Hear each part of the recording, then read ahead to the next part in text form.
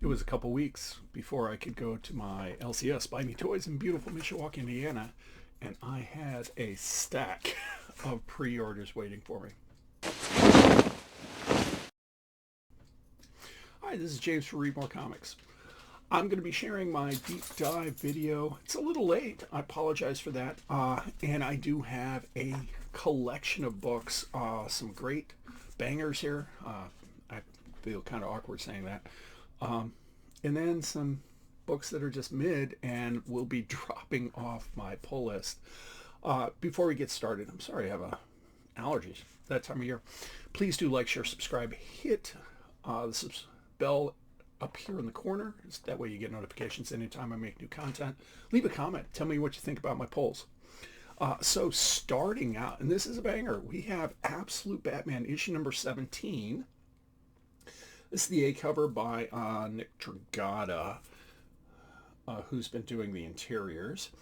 And after some, and I've been thinking about this, I think it's both the value aspect, but also a little disappointed in some of the variant covers. I've been pulling variant covers, pre-ordering variant covers for Absolute Batman since issue number 1. And Nick Dragata has been slaying on the interiors, which, for whatever reason, the A covers have also been the money books. Not that that is, oh man, my eyes bothering me. Not that that's my priority here, but when I'm looking at long-term value, if the A covers are it, I want to go for that. I'm not a big fan of the ratio covers. I'm not going to chase that. And I think comic book collecting has changed a little bit. And from kind of the ordering side, like my LCS has gone to Comics Hub, and it's not that it's like a lot of extra steps, but remembering to choose and tell my LCS to cancel. Anyway, so here we got this. This is, I think, the first full appearance of Absolute Poison Ivy. Issue number 18, the A cover is exquisite. If you get a chance to check that out. So definitely look into that. And then we have Absolute Wonder Woman, issue number 17. This is a variant cover. Now, I think the Absolute Wonder Woman variant covers have been, they've been hardcore. I'm sorry, my jargon is like way off. They've been really good. Look at this. Okay, who did this? This is Riley Rossmo. Okay, so the variant covers on Absolute Wonder Woman have been amazing. Swinging for the fences almost every single time, where with Batman, considering this is the flagship book, they're not always that great, and which is disappointing. So Absolute Wonder Woman has been a great read. Also, if you've been enjoying Batman, Wonder Woman has a very different feel to it. And I love that just a couple of, what was it, issue 15, they did that crossover between Wonder Woman and Batman. A nice way to kind of dip their toes into a larger Absolute universe rather than keeping everything compartmentalized. From Vault Studios, we have Barbaric issue number 2, The Long Death. This is a crazy good read. It's a mature read, so if that offends you, do not read this book. It's language, violence. It's definitely an R-rated story. Sword and sorcery fiction. If you're not familiar with Barbaric, the main character is a barbarian with a talking axe who is both a... This is the axe. It's sentient. It's both a psychopath, but also the provides the moral focus of the character. It's his curse. So the Vault has been doing this in... Sorry, my dog is coming to his bed underneath my desk. Vault has been telling this story in these like little chapters, but it clearly is this overarching narrative. The wonderful thing, though, is you can jump in whenever you want. And this is just issue number 2. I think because of Diamond, they're a little bit behind on releasing, because I don't think they're releasing a monthly. I think it's every other month. I'm not sure. Anyway, fun read. And the nice thing about this, well, 2 things. One, I remember months ago that this Barbaric was picked up for production. So who knows what will happen with that, how many titles that ends up with. But also, if you look in dollar bins, if you look in your back issues, because it kind of flies under the radar, you might get this. If you like Dungeons and Dragons, if you like Sword and Sorcery, Conan the Barbarian, this is kind of a tongue-in-cheek variation of that. Anyway, next up from Chip Zdarsky and Marvel, we have Captain America issue number 7. This is another one. I'm just getting all egg covers for the most part right now. Really have been enjoying Chip Zdarsky's storytelling on this book. I think it's something that Captain America has been missing. And the last few creative teams, they tried and they've told entertaining stories, but this one's really good. And it's grounded. It seems very Captain America-y, if that makes sense. And also, it's one of the few Marvel books now that I'm pulling. I think I'm down to 2, Anyway. Conan the Barbarian, issue number 29 by Titan Comics. This is the Roberto De La Torre cover, who's probably my favorite Conan the Barbarian artist right now. He's not doing the the internals. When he's doing the interiors, it's amazing. It kind of harkens back to a Buscema, that era, Ernie Chan. But you get, just check that out. So this is another one of those flying under the radar books. Titan Comics has been telling amazing Conan the Barbarian stories. Jim Zub, I always forget his first name, understands the mythology and is connecting it to kind of Lovecraftian things, which Robert E. Howard totally would have done. So I think this is, I'm not sure if this is a new arc or not. I'm a couple issues behind. Definitely a fun read.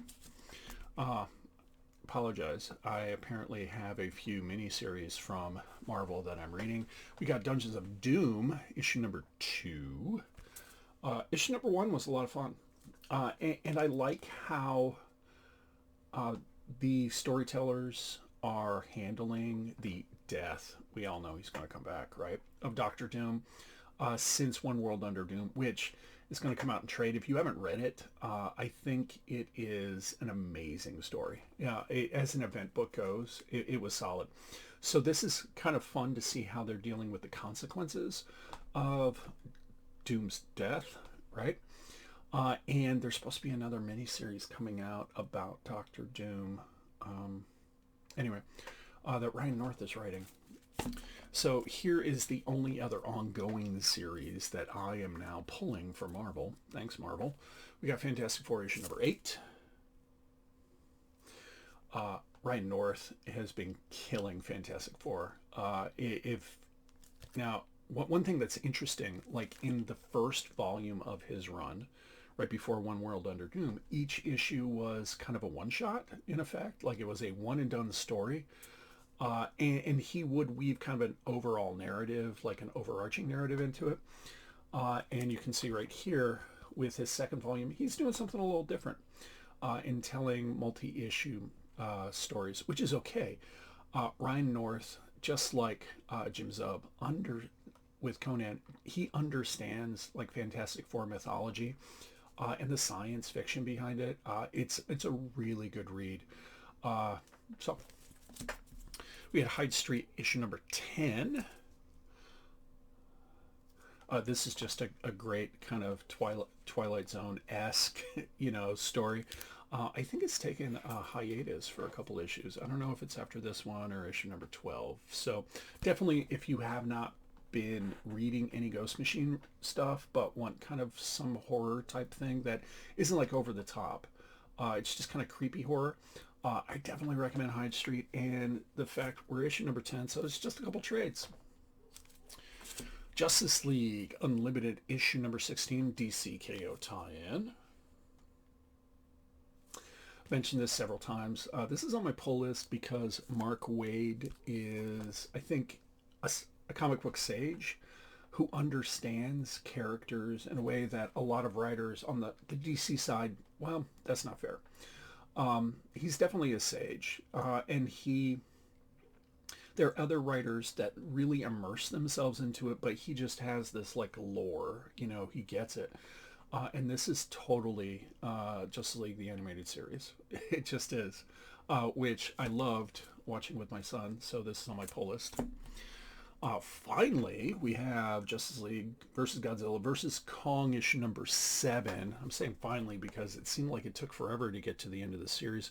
This is the Carmine de Domenico cover. My apologies for mispronouncing this artist's name. Cover is amazing. Check that out. It seemed like there was such a lag. Like, if you compare what Marvel had been doing and is still doing with Godzilla crossover books and how long it took DC to get 7 books out, it's kind of disappointing. I'm going to be doing a kind of a longer form video comparing the two, because I think that's worthwhile if you're a Godzilla fan like I am. I'm not like hardcore, like I'm pulling all the comic books or stuff like that. But I love the movies. I love the Toho movies. This is the MonsterVerse crossover, the MonsterVerse movies. So we'll be talking more about that later. We got Robert Kirkman and David Finch on Skinbreaker issue number 6.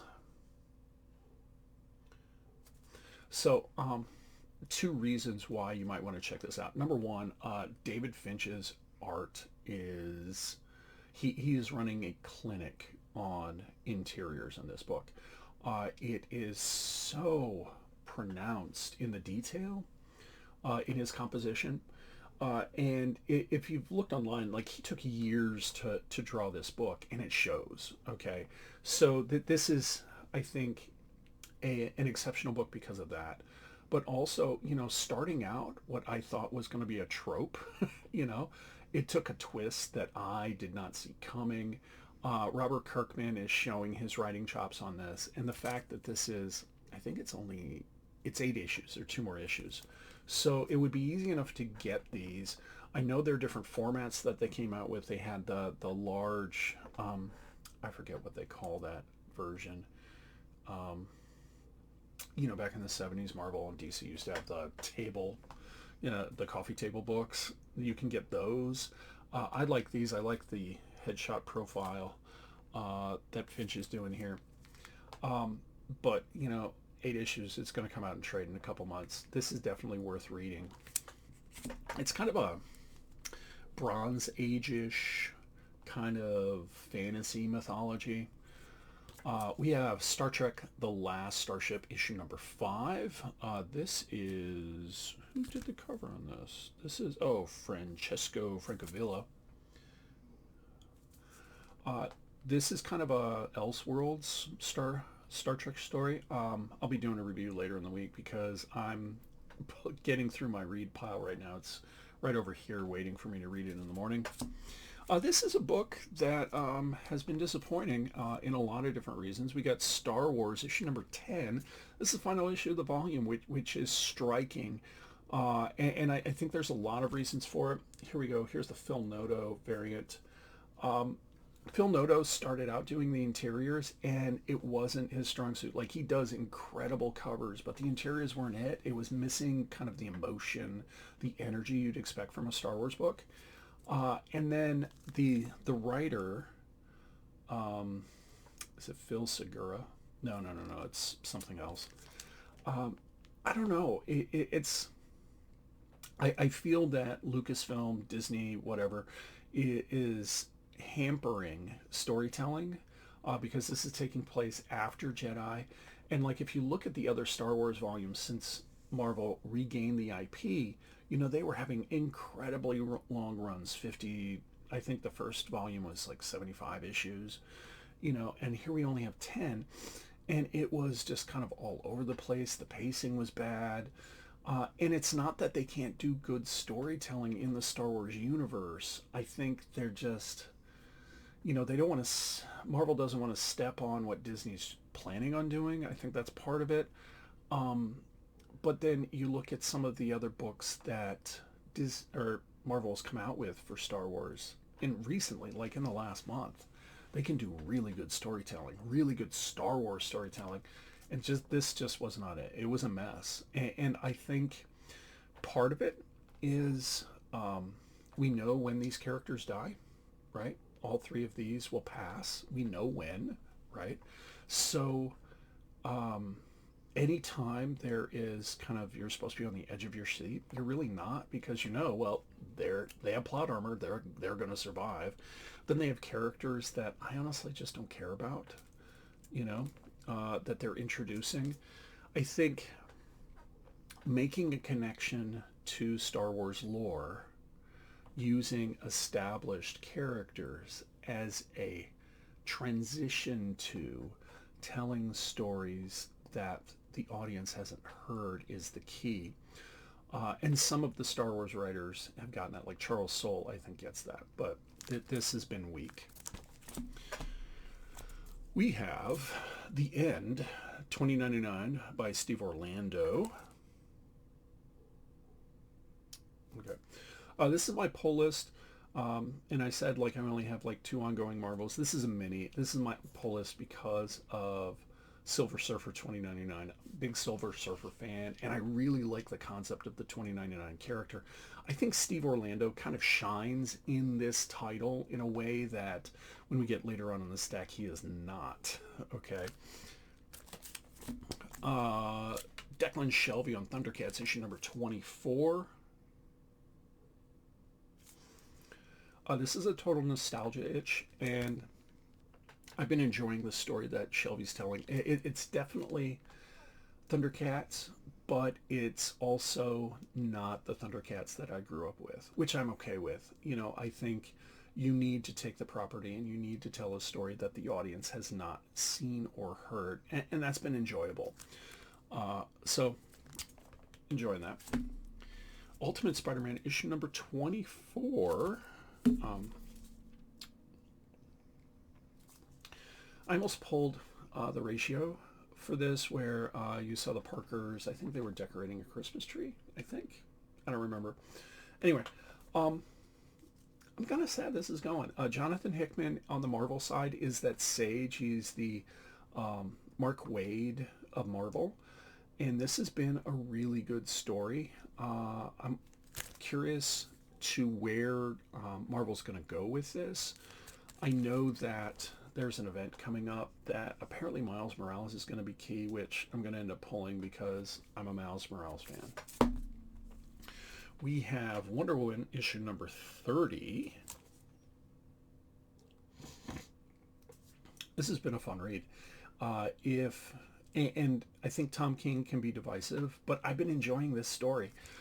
He is bringing a gravitas, I think, to the Wonder Woman IP that some of the creative teams since, you know, I can only go back to Rebirth. Greg Rucka was amazing in his run, but after that, it kind of floundered, and I think Wonder Woman deserves more than that, and Tom King kind of gets that, okay? So this has been a good read. Oh, I just realized they brought back the triangles. This is Legacy issue number 830. Pretty cool. This is the other Steve Orlando book I was going to bring up. We got X-O Manowar issue number 2 of 4. It's actually like issue number 6. They did this weird thing where it was supposed to be an ongoing. This is Valiant Beyond X-O Manowar. And then, you know, they changed the numbering and it really screwed up CLZ. I had to keep updating from the core. If you have CLZ, you know what I'm talking about. Anyway, this is my last issue of X-O Manowar. It's been really disappointing. There have been times the art was really good, and then there are times it hasn't been. The concept was solid, but the pacing has been off. It's been kind of all over the place. And I think they've been like hurrying things, but I don't know why. Like, when I first got into X-O Manowar, it's been about 10 years ago. Matt Kint was on it, and it was fabulous. And then that made me go backwards to the volume before it. Not a big fan of Volume 1. Volume 2 is a wash.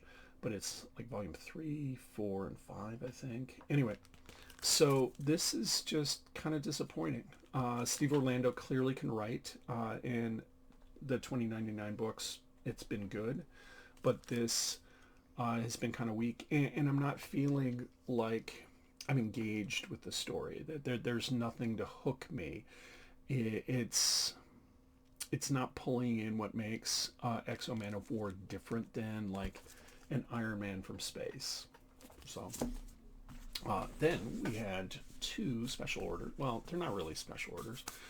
This is volume 2 of Falling in Love on the Path to Hell. This is Jerry Duggan. Is it Ryan Brown? Let me double check real quick. I think it is Ryan Brown.